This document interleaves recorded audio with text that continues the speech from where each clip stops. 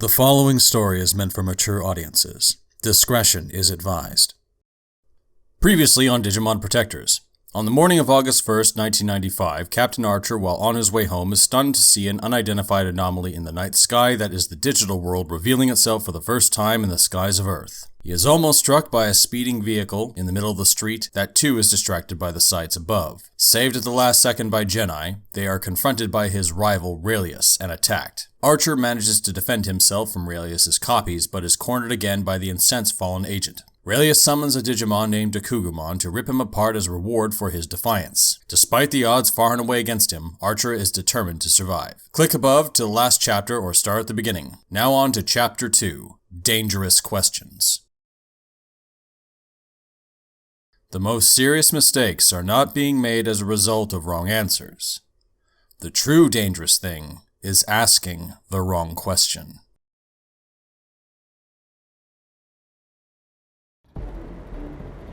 Railius looked pleased as a roar of intimidation echoed through the canyons of the apartment building and stung my eardrums. I reacted in the last way possible and fired a round right into one of the spider monster's eye. Taking a chance with my last magazine's rounds, I saw it jerk back and then whip its head away like a child getting poked by a classmate with a screech. As it came back down, I let off 3 more, 2 landing, and my feet did the rest, bolting away in a fast withdrawal. Dokugemon's long screeching continued as it craned its neck up, momentarily blinded, whipping its head around and clutching its face with its clawed hands. Good enough. What are you doing? Kill him! My stride was long and rapid right through the center of the street, escape and evade my only chance now. I visualized straight lines through my paths, obstacles, and cover for the shortest distances. Back alleys and parkways were my only routes, narrow areas where it could not get me. An open manhole would be a blessing. I cleared blocks in under a dozen seconds. If someone had watched me blow past, I was clearing my under 5 minutes to a mile record. I glanced back over my shoulder and saw the creature barrel around the corner and scream rage at me. The sharp cry hurting my ears as I cut a street corner in a leap onto another street. I slid over the hood of a Honda as it scuttled after to catch up, keeping my momentum up and putting everything I could between me and it. The monster moved quickly, gaining fast, but I was nimble, darting between vehicles and streetlights. It reared its ass end up and shot a long thick strand of webbing up onto a high building, picked itself up off the ground, and swung towards me to scoop me off the street. I shifted right, stepped on the hood of a car, and flipped over, missing a swiping arm as it sailed up into the air, growling at me as it missed. Acid blast! I looked up and out from its mouth in a spit came a watermelon-sized glob of green slime at me at high speed. I juked right on a strained ankle pivot and dove for good measure into a roll. I ground my shoulder into the cement, the glob flying past as I sprung back into my run. The biological projectile crashed to the ground, smoke boiling off the roadway. It burned right through the cement with ease, a few splattering, burning holes in my jacket melting it just the same. Before it could hit my skin, I ripped it off and threw it away as the sleeve was dissolved like the street. I cut down another alley as it landed against a wall high up on a building. It pressed down and then sprang off in a dive to get onto me. My mind saw where he was going to land. It was just ahead of me to cut me off. I changed my trajectory, saw another half wall, jumped up on it, and sprang sideways towards the street, tucking my feet in. The large creature landed where I would have as I twisted in midair. My feet ended up planting on the large skull symbol on its back for the moment, leaping off with my own momentum. It sprawled around trying to get me, flipping sideways over itself onto its back, but I missed all the scrambling, greasy-haired legs and hands all at once. It growled frustrated as I rolled over the hood of a parked car, then landed back on the roadway in a full dash. Webnet! I looked over as it bent its disgusting rear section over, the spindle sack at the end of its ass pointing right at me. It seemed to bulge up and then explode in a wet bulb of webbing, my eyes wide at what that was going to do. I threw my arm to the left, kicked off the ground, and corkscrewed through the air due to my speed. One glob whipped past me and 3 more were right behind it. My body contorted as I too was yelling out an adrenaline-fueled determination, my legs flipping over and the last one gliding past between the Y of my legs and my body. The attack slammed into cars, the bundles exploding out in large nets that cocooned them to the ground they were parked on. My feet hit the pavement. I stumbled for a second, grating my hand up the street instead of my forehead before dashing away. The monster kicked back to its multiple feet, traversing the vehicles and hot on my heels. I threw my arm back and fired a few bullets in a wild aim for me, still managing to land a few hits into its face again. They bounced off the mask, making him only angrier as it barreled into a parked car with a slam and a burst of safety glass. I swerved into an alleyway, narrowed enough for me and hopefully not for it. Too bad my rash turn between two buildings netted me a dead end by a 20-foot steel fence barrier. I skidded to a stop and tried to get back onto the street before I heard a roar, and then something hit me in the back like a swipe. It kicked me like a car accident. I felt my back explode into pain as I was lifted off the ground. I soared up, flailing around in a yell as I slapped off a dumpster. I skidded across the pavement, rolled sideways, and stumbled to my feet. My pistol came up, but a ball of web caught my fist and sealed in a cocoon of white that burned my hand with a dull heat. A second caught my shoulder, spinning me around as the weight doubled there, pulling me down. A third hit me dead center in the chest, lifting me off the alleyway and sent me a second time into the air. I hit a fence, rattling off the chain link 10 feet off the ground.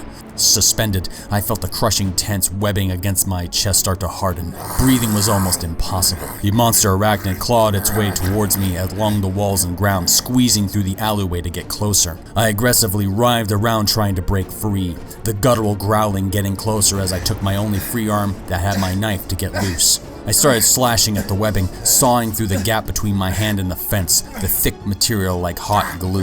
That face, chomping mouth, and stretching venom-sacked fangs edged closer as I hacked away. Dumpsters fell over, trash cans went flying, bricks getting gouged out as I slashed as hard as I could. It came within striking range, and my last attempted cut wildly slashed out, slicing into its closest eye.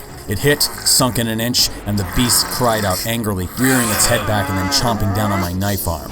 The 2 points of those mandibles punctured through my long-sleeve shirt and flesh. I yelled out in pain, blood pouring from my arm as bubbling green slime seeped into it. My arm felt like it was catching fire going up to my shoulder. I ripped it away and felt the flesh tear itself in the process. In retaliation, my knife came back down in a hard stab with all my strength and embedded the knife into an eye. This time it stuck. The spider abomination threw its head back wildly, trying to pull the steel in one of its eyes out. It fell out as my arm went limp. The sensation in it deadened and my brain suddenly went haywire with red and black flashes. The spider poised above me, the gouge there as well as the empty gaze of rage. A wide open mouth and drooling salivation nearing my head with a heated putrid exhale blowing in my face. See you in hell. I spat my last words.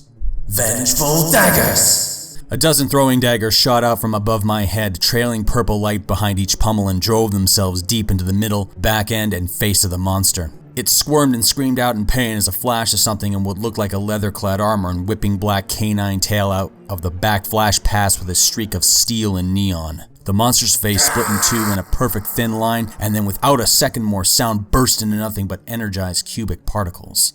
My head sagged down, the form wavering like a mirage before my very eyes. A hood covered its head. The tail scanned the ground in a wave as it lifted its slightly curved blade up and slid it into a hefty black leather scabbard on its back. As it turned towards me, it seemed to have an elongated face like a muzzle of a dog and narrow orange eyes looking up at me. That was the last thing I remembered before darkness swallowed my consciousness. I woke up with a gasp and realization I was alive and in a bed, my bed. The ceiling of my apartment came into focus a few seconds later. I could tell from the white tiled roof, black lines between them, and the built-in globe ceiling light. I rose off my single captain-sized bunk bed against the wall. I groaned, leaning up, slowly, as the covers came off my body in a slow slide. Desk was all there.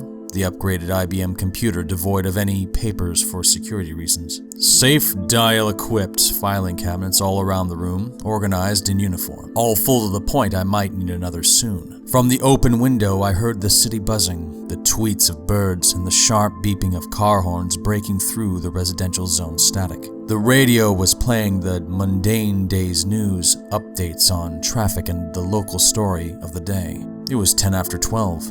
I didn't hit the snooze button at my usual 6 in the morning. The light shone in bright through the blinds as I rubbed my eyes with my fingers. It couldn't have been a dream, could it? When I looked at my left arm, bandaged up with blood-stained white wrappings, I was not lucky enough to think anymore it was just a nightmare. The toll of last night's fight had taken over since the adrenaline was all gone. Feeling it the second I tried to get out of bed. My fists were bruised, black and blue splotches on my knuckles, and I felt the sting of cuts, finding this thin red powder all over it that brushed away with just some wiping. My chest throbbed, the breath in had a sting to it each time with the creaking of my ribs.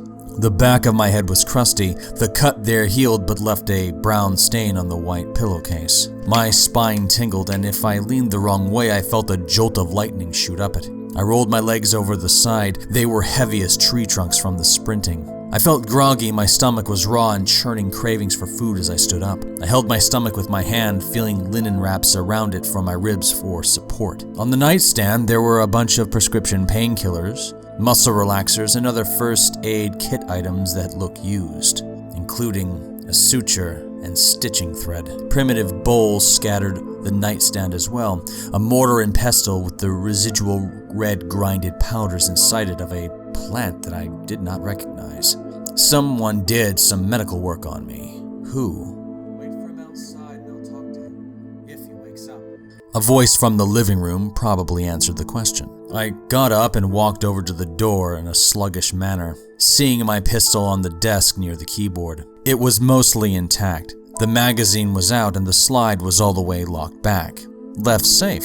Someone at least understood gun safety. There was a small pile of brass bullet casings as well, 9x19 parabellum. I roughly counted the rounds, which added up to what I remember firing, give or take a few. Even the empty magazines were there.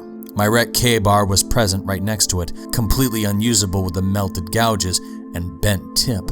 This is where one would think I would reach for the pistol, load it with the remaining magazine, and walk out to get my answers. Instead, I strolled on over to the heavy closet door and opened my sock drawer on my dresser. I fished my hand under it, finding the steel pistol grip of what I was looking for, and pulled out a very much loaded sawed-off pump-action shotgun. Japan had strict gun laws, but since I don't follow those ones in my line of work, this was my personal choice for home defense. Now this was going to make a point. I pulled the action back lightly, and indeed a bright red shell of buckshot was there. Good. With it in hand, I walked out of my bedroom and into the living room. I had a surprisingly good apartment by Japan standards. Lots of room even if I was here all by myself. I didn't have a lot in the way of electronics, just a basic TV, a stereo radio CD player on the shelf beside it, and a laser disc player next to it. I was more into the wall of bookshelves that wrapped around the apartment where would have been a blank wall. I just preferred to read, really. Some of them were in Japanese, some in English, some in Russian, some in Cantonese, and a handful in Farsi, which was from the Middle East. I was a non-fiction buff, along with some history texts, technology books, and some on fishing and mountain climbing. The large bay windows in front of the main balcony were letting a little bit of the noon daylight in, the blinds casting horizontal beams of pale yellow across the room. Next to the couch was the person called Jennai, turning back to see me brandishing a shotgun in my hands. He looked a little nervous, and that became concerned when I racked the action back and forward to that universal sound of chambering a shell and not my handgun, I suspect. I looked haggard, sore, and seeking answers, which added to my understandably intimidating presentation. I'm going to keep this really simple. I have a few questions if you don't mind. Not at all. Go on. What the hell happened last night? To who the fuck are you and they are? And last, can you make a pot of coffee? Jennai looked up to think of a good way to answer all of that request, rolling through them very carefully in his head. Well, you staved off catastrophe for one. 2, they are trying to make it worse by absolutely horrifying means possible. And lastly, yes, I can make an incredibly good cup of coffee. Good, because I might need to sit down for this. I turned to my open kitchen and started making myself breakfast, my shotgun never out of my reach, and my eye to the person making the dough. Jennai worked with the coffee pot to the best of his ability, measuring the scoops of the beans for the grinder. I whipped up some eggs with chopsticks, heated up some pre-cooked salmon to round it out, threw in a little bit of roasted broccoli I had as well. I came over and there was Jennai with 2 cups and a pot of the black stuff. I took a seat, placed the shotgun in my lap, and started shoveling the food in. I didn't even look up as Jennai sat across from me, eating methodically between sips of coffee. Aren't you going to ask me anything, Archer? I'm eating. Start with the mundane stuff like who you are.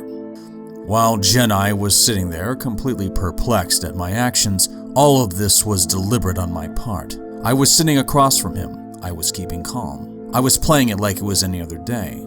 It made him uneasy. It would likely make him just start to admit things, or at least talk. Then again, he might have looked human, but if Wacko the white-haired clown last night was any indication, he might just appear to be human and nothing else, so who was to know? It seemed to work, like he was trying to figure me out and finding nothing to see. His eyes kept darting to me and then down again like he was searching the table. Archer, right?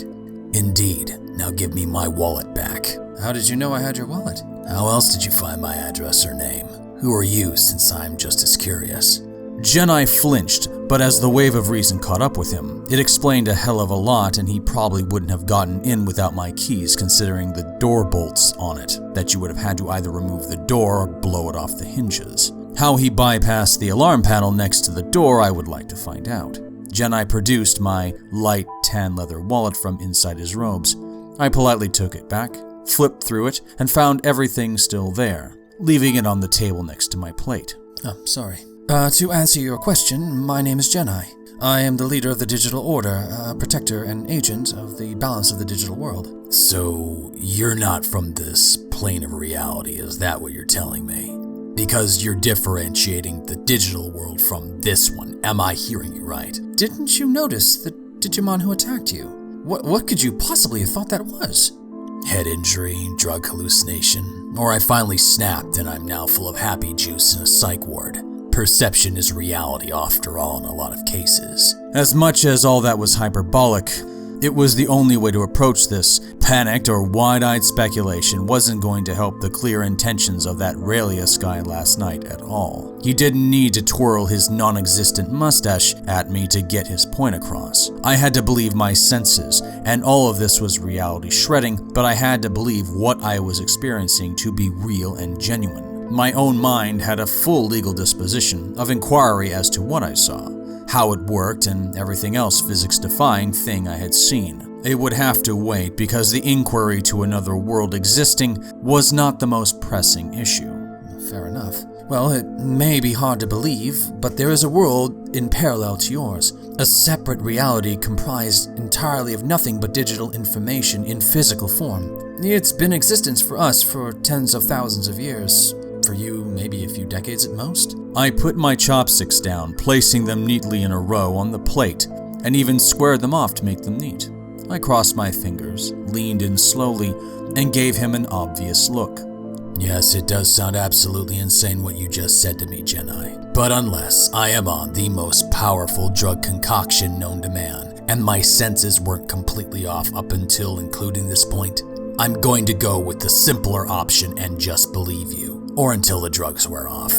Who is the pale-faced clown in his summoned posse? That was Railius, and he is a fallen agent. Railius is the leader of the betrayers. Those were just his crude clones, barely sentient beings, but very deadly to most. He's a former agent of the Order like myself, but he and his followers were twisted by darkness and a want to replace the Digimon Masters. Yes, those were words, Jennai. Look, why are you still talking to me anyway? Well, for one, you may have saved my life by distracting Railius like you did. It was incredible you even survived those two, and then Dokugemon. I owed you at least an explanation, maybe, perhaps ask something of you? Just spit it out. Who are you? I stopped mid-sip.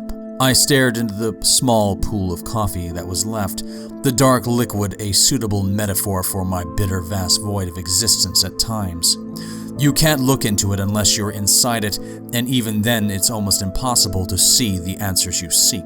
My expression elevated above stern. He leaned away like he had offended me as the mug came back down onto the coaster. That is a very dangerous question.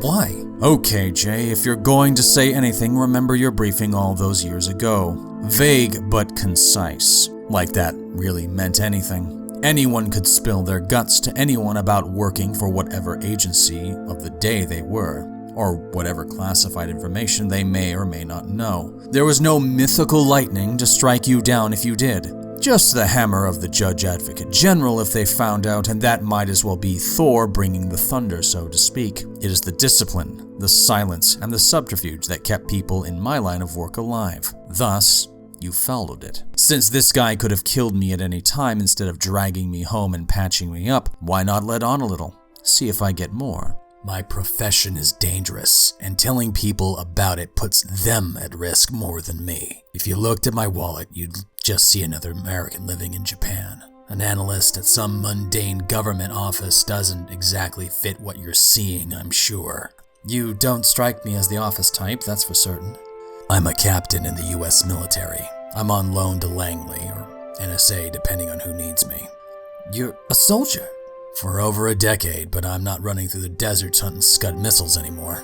I solve problems before innocent people get killed by them these days. You picking up what I'm laying down? Jennai looked hopeful for a moment, leaning in a little more. Then you can help me. I didn't answer for the moment, looking at him with a little harder question as to what he was about to ask. I survived last night from a lot of skill, but all the Irish in history wouldn't come close to how lucky I was to live through that night. My arms crossed over, those bandage wraps on my arms, with the brown stained blotches there, and the rest of my wounds came through where I bled as a reminder of my humility to what I experienced. While this technically was my job, saving the world from monstrous people, not actual literal monsters. This was an entirely different animal, with a much larger issue to deal with first. Help you? How the fuck am I gonna do that? You saw what happened last night. I did. And Railius is here to destroy all of Heightened View Terrace by tonight, which will lead to the end of your world. And how the fuck am I gonna prove that to anybody else? Jennai was on the verge of saying something, but then caught himself as I stood up.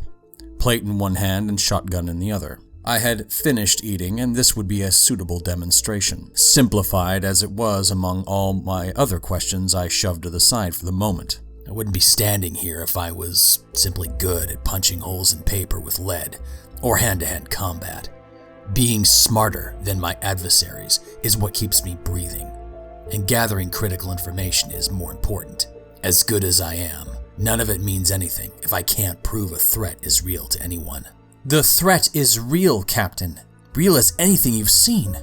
I turned on the faucet to the sink and nodded. And how the hell am I gonna prove that to anyone else? Jennai froze, his eyes widening a little as he started to understand. Good. I agree, what I saw is real. But I'd bet if I were to turn on the TV, it would turn out no one else saw or heard anything last night. I put the plate under the hot water, put the shotgun down, and scrubbed off the surface with a still soapy sponge. If I were to ask you to prove what I ate off this dish, you just recall what I ate. Just a mundane explanation. But if you did not see me eat, but saw the plate after, you maybe might spot a few grains of rice on it, flakes of the fish and smears of sauce. Deduction, but still evidence-based. I didn't hear one siren outside or a news helicopter buzzing around. My alarm is the news, as you heard. Nothing about reported gunshots, let alone a disturbance. I would have loved to hear a human interest story about how cars were spiderwebbed to the street, but you must have gotten rid of them. I did. Chucked them in the Scirocco River? Correct. I pulled the plate up from the water, and the white porcelain shiny and slick as the obvious metaphor to the now dismayed Order Agent. You cleaned the scene well. If I claim to an intelligence officer at the office, or in Langley for that matter, I got chased down the street by a giant spider after getting into a shootout with black-robed monks from another dimension, I'd be laughed all the way out to the asylum. I dried off the plate as Jennai slowly ran his hands through his hair, and my rationality thankfully was sinking in. This was just an exercise in critical thinking taken to its logical extreme with extreme claims.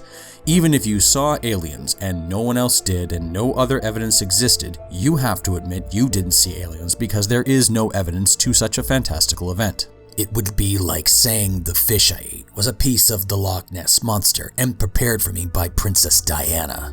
It's unbelievable. Jennai slumped into his seat slowly, light draining from his eyes with dismay as I came back around to the table. Captain, I can't stop Railius' plans by myself here. I need to stop the attack on Heightened View Terrace. I sat back down on the chair, and I held up both my hands to illustrate the injuries I had sustained. Jennai saw the grim point coming already as my arms fell back to the table. Look, I'm really good at what I do. And you saved me from Dokuga, whatever the fuck that thing was about to bite my head off. I owe you at least twice. I believe you, But you want me to help, you have to give me something to work with. I will do everything in my power to help save your world. What do you need? Now, we were getting somewhere. Does Railius have anyone I can point to or go after? How is he doing this? Bombing, nerve gas, systematically execute everyone in the residential block, what? Yes, he has followers since he arrived a month ago, which was before I did. They call themselves the Daedalists, and they were just going to blow the entire city block up, as far as I know. A single word sparked a thought in my head. Eyes blinking shut of the snapshots of recalled thoughts. Rumors of new groups, plenty of pin words on corkboards with faces of suspects. Raised threat levels of people who were nothing more but amateurs a month before. Someone in passing mentioned it to me from last night as well. I stood out of my chair and walked over to the left side of the living room. Jennai standing, following after. I reached the door next to my bedroom and opened it to my digital nerve center. You just might be in luck. The door opened after I punched in a code to disarm the panel on the wall. Additional security for additional resources. The door buzzed open, the magnetic lock disengaging as I walked inside the extra-cold server-filled room. Wall to wall there were boxes with blinking lights and dozens of wires connecting them all together, made by technicians way up on the 9th level of nerdy than I would ever want to be. In the middle of the room was a desk, 3 monitors and a keyboard with all of the leads pairing down into the back of the heavy computer tower behind it. Beeps and whirrings were going off all around, but I flicked the monitor on and the screen booted up. I typed in the password as the robed being came into the room. What is remote server to a surveillance database? Daedalists. I heard that before. Gaining my access, I worked through the case files and reports on people of interest out there we had been watching. A lot of it coming from governments who want to mess with our networks from afar or slicing in domestically, but one group popping up seemed like a novelty before. Now it was the first thing on my mind. There were some hackers that have been popping up recently. Some anarchists and malcontents, the usual that get swept up in it. What happened? Almost overnight, these guys start hitting way harder encrypted sites. Hitting banks, government servers, and online accesses to major companies. Punching way above their weight, but broke firewalls like they were nothing. Got away with millions in assets, and then the transfers just disappeared. The only way they could is if they had some major influx of capital for some really high-end software and hardware suddenly. What makes you think they're with Railius? They act like a digital cult is why.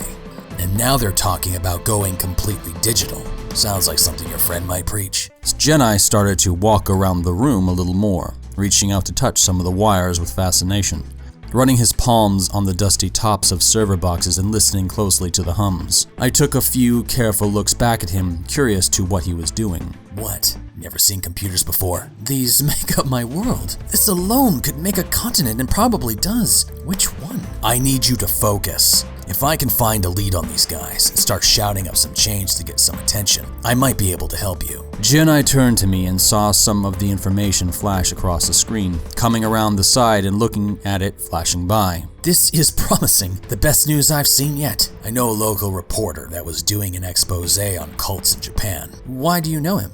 4 months ago, another cult bombed the metro line in Tokyo with nerve gas. You might know these guys. Worth a shot. I do my own homework. I don't always trust Langley to fill me in. This is where the tide might turn. So we're clear, I'm going to do my job, Jennai, and see if I can get to the bottom of this. If I'm going to help and I run into Railius or any more like him, I need something from you. Go on. I need a weapon of some kind that does more than cat scratches and pokes holes if I run into his followers that aren't from this plane of reality. That sword seemed to do the job. Got something to spare? Jennai thought to himself, fingers on chin before the light bulb went off on the top of his head, so to speak. He reached behind his back and produced a small scabbard, looked like a dagger of sorts, medieval style. He pulled it out and presented it to me. Yup, old school, no frills, narrow dual-edged dagger. 6 inches long, leather strand thread grip, and a shiny brass hilt and pommel. I twirled it to myself, through my fingers, and back into my palm with a flip. Not exactly my style of knife. Jennai held his palm over the top of my hand. A flashbulb of fluorescent blue that turned into a deep red in the next second emanated from his palm. The blade melted like molten plastic, and I would have dropped it if it didn't snap back into a completely different shape in under a few seconds. It became my knife from last night. The good old pig sticker K-bar knife shone a light tinge of orange through the metal was the only real difference. I tossed it to myself a few times, measuring the balance on one finger. Try that next time. I'll see what else I can get. Here, use this if you need to communicate with me. In his other hand, he produced a smaller device than I expected. It was a very bronze, rough-looking thing, the size of a wristwatch without the arms. Same shape. The crude screen in the middle of it like those stupid Tamagotchi games the kids had these days. There was a thick black stub antenna on it too, a few buttons on the side and the same symbols engraved on it as there were on Jennai's amulet. There was a small port on one side, looked like a headphone jack. It's a crude prototype, but it will help me keep track of you. You can contact me with it by clicking the screen button when you have something. I'll check in with you when I get a lead, and I'll start barking up some chains. Might get lucky. You will need it. I'll have my friend keep an eye on you. Your friend? Who? The one who saved your life. Hey, wait a second. Who are you talking about? Before I could even finish my sentence, Jennai had already left the room. As I made my way to the door, a flash of light came and a snapping of discharging sparks went off. Everything electrical went haywire for a few seconds. Screens and lights flickered on and off, just like last night. As I got to the door, and is just as fast as it happened, Jennai was gone with a distinct smell of ozone hanging in the air with small particles of white fading away. Before I could even comprehend what he had just done, I smelt dusty fur. You get used to feeling consistencies and when disturbances happen. In my line of work. Could be the sounds of specific trees swaying, creaking of old logs, the loss of bird noise when someone approaches. The saying "it is too quiet" is a real thing. Situated in here, the air came in a certain way, the colder air causing a draft of warmer air to come in, causing a consistent slight breeze. The air stopped from behind me as I heard a phasing of like energy noise, and then I turned back and I was staring into the two orange eyes I had seen the night before. The narrow orange pupils honed in on me like beams from a laser. Eye to eye, it was slightly taller than me, but the canine ears perked up over its head about a foot, pointed at the tips with thin black fur through the holes of the fabric. The head was mostly cloaked over with the ash-gray hood, hard black shadows covering over its face, even in this light. It had a matching cloak that went almost to its waist from the body shape, dulled iron studs over the shoulders with a fitted plate attaching to an armor piece. I skipped a foot back in a boxing juke to gain the distance. The being didn't even flinch. I further studied the human-like arms were crossed over, wrapped up in leather fabric, with studded black leather gauntlets all the way up to its elbows. It was humanoid and male in shape, it seemed, stood up straight like he was at attention. The chest was under some sort of tight, blackened leather chest piece, two bandoliers of old kunai-style throwing knives that crossed over, and pockets and pouches between them with what looked like little in them, if anything at all. The armor continued with some rough leather tassets and a front loincloth, hooked on with a lot of belts, oddly. The feet were digigrade, the large paws clearly belonging to a wolf of some kind. The same short black hair all the way down to the curved claws and toes shone.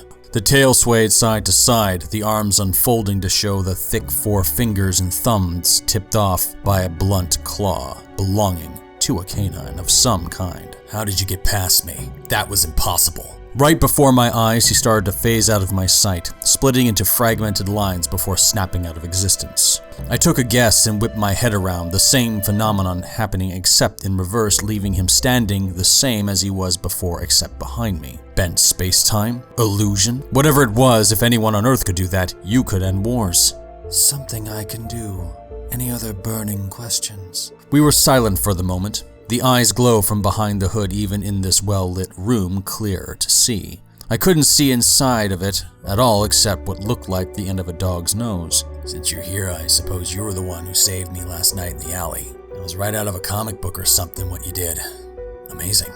His eyes seemed to soften a little bit. The glow lessened, and then raised right back up as he saw my hand out. Instead of shaking it, he nodded his head down in a slight bow, closing his eyes briefly, returning back up to his pillar-like stance. Think nothing of it. It was foolish of you to think you could fight a Dokugemon and live. I didn't have to be that smart to see a bit of condescension in that tone, and the statement itself. This one came from the superiority of authority. I was the one still breathing because of him, so I guess I had to eat the statement. If there was an offense, I would have gotten away. Still, I like having a heartbeat, so that's one I owe you too. Though you didn't save me out of the kindness of your heart, did you? No, I did it because Jennai asked me to. Fair enough. You owe him something. A reward for my service. He repays me later for helping him.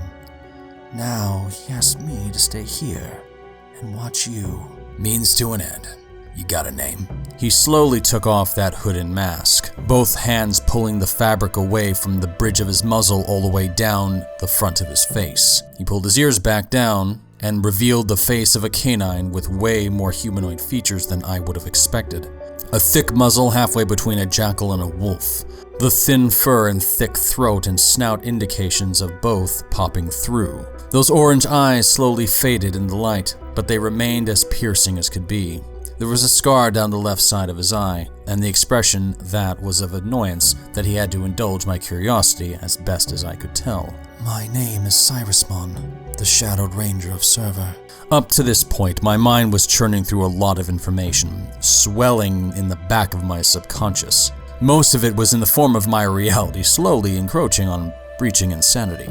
Nothing I was seeing was making logical sense, but now I have struck maybe a sight that threatened the rest of my composure. It was like some audience in the back of my head was losing their collective shit behind two-way glass, all clamoring over 100 panicked questions. My expression changed as the thoughts were trying to claw through, the twitches and rapid blinks, the indications. I needed to stop it before it went too far. I held up my hand slightly towards him as I worked through my mind how to handle at the same time trying to stop myself from losing my shit completely. You are not what I expected to see behind that hood. That's a lot to take in. I was not expecting to hear you fought two agent clones to a standstill or almost outrun Dokugemon. Yet here you are. I want something from you in return for your questions all being fair. From one of the pouches on his cuirass, he scooped out my Zippo lighter. It was in my jacket I had thrown off when the acid attack hit the sleeve. Nothing else saved my cigarette pack, but I could live with losing the 5 I had left. If he had procured it from the street, perhaps he was the one to help Jennai with the purging of the scenes. He held it in his palm with the etch-engraved letters on it that said Ranger in the upper rocker banner. The year under it was 88. I was annoyed that there was a bit of acidic scoring on the side, but it looked still functional. This was the only thing in what remained of your jacket. The word on it is the same as my title. What does it mean here on Earth? I reached for it, but he snapped his fist closed around it, expecting an answer first. Well, he's lucky I liked that lighter. United States Army Ranger. Chosen soldiers who took the challenge to be the best the Army has to offer, to defend our country to the best of our ability. That was the jingoistic answer. Really, we were just jumped-up infantry who were crazy enough to dive out of perfectly functional aircraft. Still, got to take pride in the fact I made Best Ranger twice in a row before I moved on to Delta. I fight to protect Server from those that would destroy or exploit it for their own gain. Perhaps we at least have a duty in common. The Digimon tossed it at me a little faster than someone else would have. My own hand snapped up and caught it when it slapped off my palm before it hit my face. His head tilted to the side as my hand lowered down, a smug smirk up one side of his muzzle. That was on purpose. Clever. And you have a select set of abilities few humans I've seen have. You might live to see the end of this day after all. You've met humans before. Long ago. That is none of your concern. Your work is. So, if there is nothing else, continue it. With that, he turned away and went to the balcony window, looking out through the blinds onto the city. That's where he had been all along, perhaps. This time, he didn't phase out of existence or sight or whatever it was. I tossed the knife to myself as I turned around to go back inside my office, as even I could tell, Cyrusmon didn't really want to talk. I am curious about one more thing. I'd understand if you didn't answer. Alright, what? What caused all the rest of those scars on you? It wasn't any mistake the second you saw me with my shirt off. I didn't look like a fitness model despite you could see every abdominal muscle on my stomach. I had more stitch marks in me than a pricey suit. Lots of nicks and scrapes, and a few bullet holes healed over. The one over my eye was pretty distinct, but I've had that since I was a teenager. The cheek cut a slash from an exploded AK round from cover in Somalia. The burn mark that went over my shoulder was from when my uniform caught fire one time. Lucky to be standing or I'm just hard to kill. I was here and I was going to keep going when others could not. The reason was pretty mundane as I came up with an answer. Mistakes of inexperience and bravado for a few. Mostly just the price of spending time in combat. Why? Saruman meaningfully turned around, came right up to me with a very intense look on his face, looking down his muzzle at me. Then heed this warning I have for you that Jennai didn't have the courage to tell. You fought mere aberrations of Railius' power, barely sentient manifestations. If you come across an actual fallen agent or Railius himself again, luck won't be enough to save you. Duly noted. I better get back to work then. It's not just your world on the line, Captain. End of Chapter 2. Thank you for listening. All music provided by Facilian Studios. Narrations and voice work done by Jackson Kane. Please like and subscribe for further Digimon Protectors content. Be on the lookout for Chapter 3. What is at stake?